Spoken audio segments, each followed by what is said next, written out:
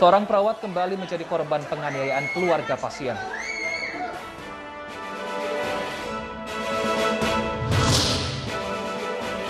Dua dari 10 pengambil paksa jenazah COVID-19 positif corona.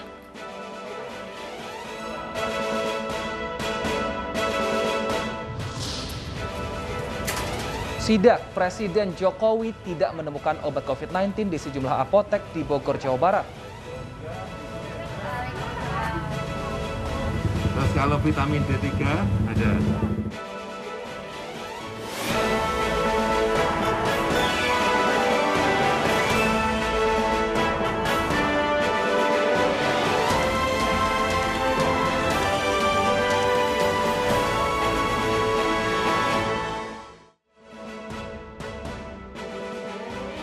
Selamat siang pemirsa, apa kabar Anda di akhir pekan kali ini? Senang sekali, saya Bernadita Ginting dan rekan saya Wilson Purba akan menemani Anda selama 60 menit ke depan dengan sajian informasi dari sejumlah daerah di Indonesia. Dan informasi pertama pemirsa akan disampaikan oleh rekan saya Wilson Purba. Selamat siang Wilson, apa kabar hari ini? Selamat siang Deta, kabar baik Deta, apa kabar? Baik tentunya, nah ada informasi pertama apa yang menarik untuk pemirsa di rumah? Baik, pemirsa, di iNews siang hari ini kami akan memberikan informasi di mana beredar di media sosial mengenai pedagang Tanah Abang yang mengibarkan bendera merah putih, tanda menyerah terhadap kebijakan PPKM level 4. Kebijakan dinilai memberatkan pedagang karena tidak bisa berjualan. Bagaimana faktanya hari ini di lapangan? Kami akan hadirkan selengkapnya dalam iNews siang berikut ini.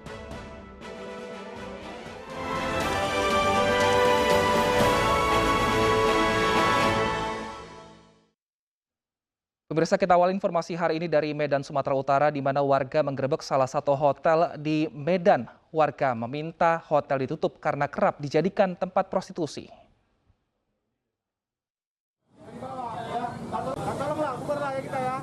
Puluhan warga berkumpul di salah satu hotel di Jalan Brigjen Katamso, Medan, Sumatera Utara. Mereka protes karena hotel kerap dijadikan tempat prostitusi berbasis aplikasi. Polisi pun turun tangan untuk menenangkan warga. Polisi juga menggerebek sebuah kamar dan mengamankan 3 orang yang berada di dalam satu kamar. Warga meminta agar hotel ditutup sehingga kegiatan prostitusi tak lagi muncul. Saya kira aja tutup. Jadi tuntutan kita apa, Bang? Tuntutan kita apa, Bang? Tuntutan kita apa, Bang? Tuntutan kita. Tutup ini, disegel aja. Kenapa, Bang? Kenapa minta ditutup? Meresahkan warga ini. Meresahkan warga. Ketiganya dibawa polisi ke Mako Polsek Medan Kota untuk dimintai keterangan lebih lanjut. Dari Medan, Sumatera Utara, Ahmad Ridwan Nasution, iNews melaporkan. Sebuah warung yang digunakan sebagai lokasi judi dan prostitusi digerebek oleh puluhan warga di Asahan, Sumatera Utara. Warga murka karena sejak ada warung tersebut, aksi pencurian semakin marak terjadi.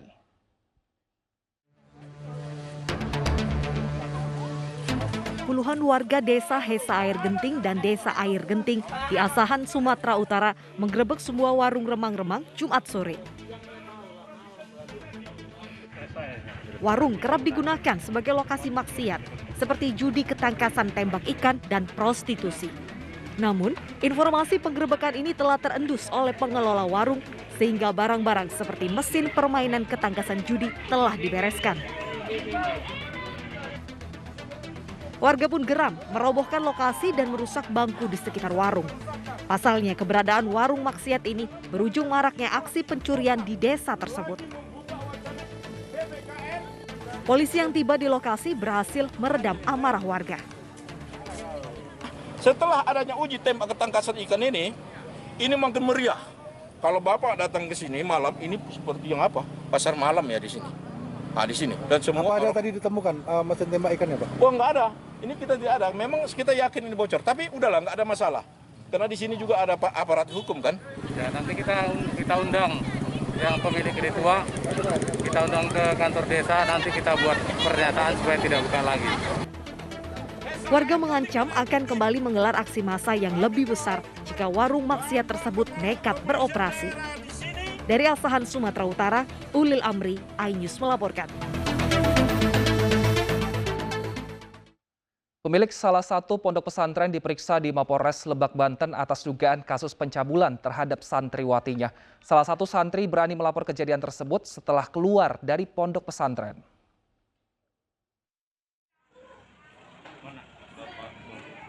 Aparat Polres Lebak, Banten menahan dan memeriksa SU, terduga pelaku pencabulan terhadap sejumlah santriwati di salah satu pondok pesantren Kabupaten Lebak, Banten. Namun, di hadapan petugas, SU belum mengakui segala perbuatannya.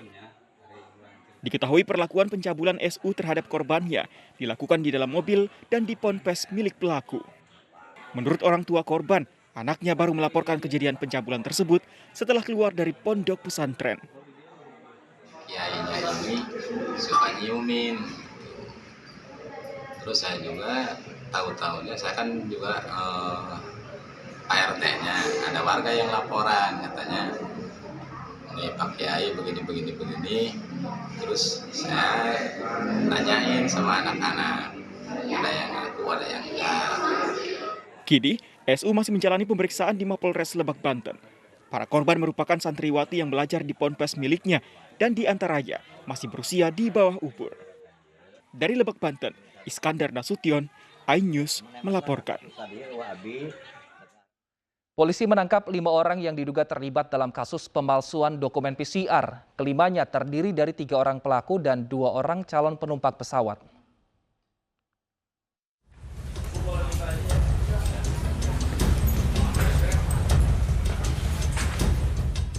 Polisi menggerebek para pemalsu dokumen PCR di kawasan Cibubur dan Bogor, Jawa Barat. Para pelaku beserta barang bukti langsung dibawa ke Mapolresta Jakarta Timur untuk dilakukan pemeriksaan.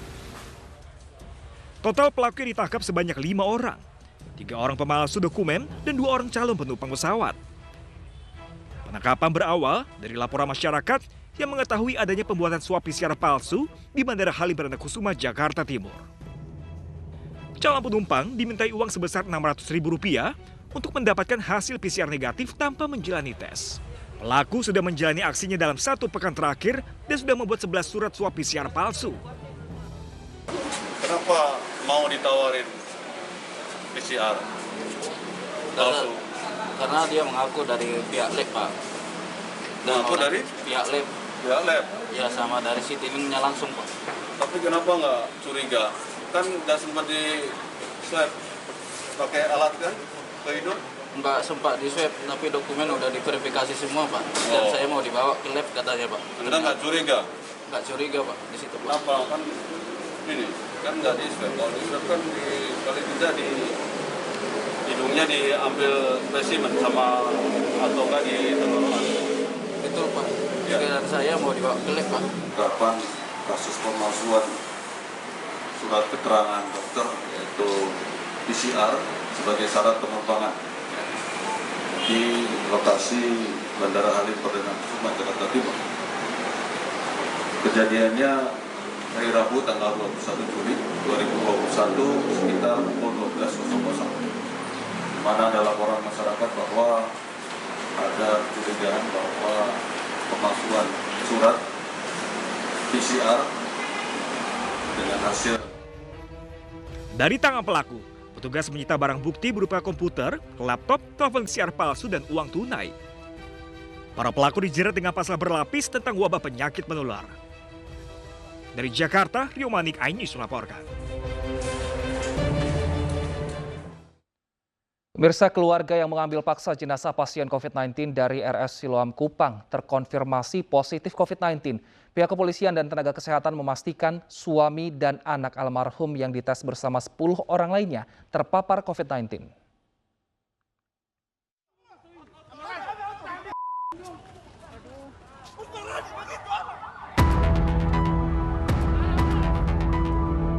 Warga mengambil paksa jenazah GM dari Rumah Sakit Umum Siloam Kupang. Keluarga bersikeras, pasien masuk karena keluhan diabetes. Buntut kejadian ini, polisi meminta seluruh keluarga menjalani tes swab antigen dan PCR. Pemeriksaan ini dilakukan di Puskesmas Kota Kupang oleh tim gugus yang dikawal ketat pihak kepolisian Polres Kupang Kota.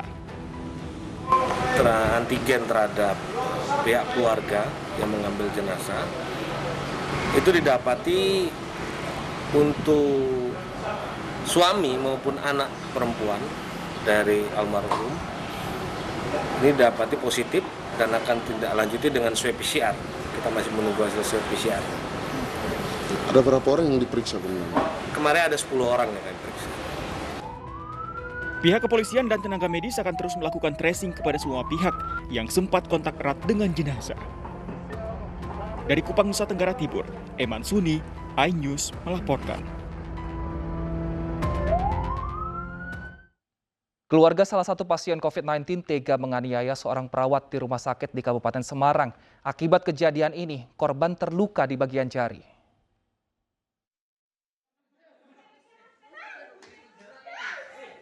Keributan terjadi antara sejumlah keluarga pasien dengan seorang perawat di Rumah Sakit Gunawan Mangunkusumo, Ambarawa, Kabupaten Semarang, Jawa Tengah pada Jumat sore. Sejumlah perawat lainnya mencoba merelai, namun keluarga pasien terus menyerang korban dengan gunting. Akibat aksi penganiayaan tersebut, korban mengalami luka di bagian jarinya. Nakes ini harus mendapatkan perlindungan yang maksimal ya dari berbagai pihak. Ya, terutama dia sedang berjuang untuk melawan wabah di negeri ini, seharusnya mendapatkan tempat yang lebih layak, tidak mendapatkan, malah sebaliknya mendapatkan perlakuan yang kurang mengenakan dari masyarakat. Hingga saat ini, belum diketahui penyebab keributan tersebut. Dari Kabupaten Semarang, Jawa Tengah, Lurisa Lulu, iNews melaporkan. Terkait kronologis dan perkembangan kasus penganiayaan perawat oleh keluarga pasien di Semarang, kita bergabung dengan Kapolsek Ambarawa, AKP Komang Karisma. Selamat siang, Pak Komang. Selamat siang, Pak. Baik, Pak Komang, bisa diceritakan seperti apa kronologis dan apa alasan dari keluarga pasien ini menyerang perawat? Baik, terima kasih. Ini dapat kami luruskan, dapat kami jelaskan apa yang sedang terjadi di Rumah Sakit Gunawan Mangunkusumo, Ambarawa. Kejadian hari Jumat tanggal 23 Juli, kurang lebih pukul 14.30 waktu Indonesia bagian Barat, di ruang anyelir Rumah Sakit Gunawan Mangunkusumo, Ambarawa. Awal mulanya bahwa dari almarhum memiliki beberapa adik kandung, itu dikabari bahwa kakaknya telah meninggal dunia. Kemudian adik-adik ini datang ke rumah sakit bermaksud untuk melihat jenazah, namun dihalau oleh security dari rumah sakit dan sudah disampaikan bahwa protokol kesehatan atau prosedurnya harus sesuai dengan protokol kesehatan. Namun dari pihak keluarga sudah menerimakan awalnya, terutama dari pihak suami sudah mengerti bahwa akan dimakamkan secara proper. Namun ada kejadian ketersinggungan awalnya untuk dalam penyampaian dari pihak keluarga kepada security, ya, dalam hal meminta foto dari almarhum. Nah, dari awal itulah terjadi keributan. Sudah dijelaskan juga bahwa dari security pihak keluarga ini awalnya takut ada organ tubuh dari almarhum yang akan hilang pada saat pemulasaran jenazah. Baik.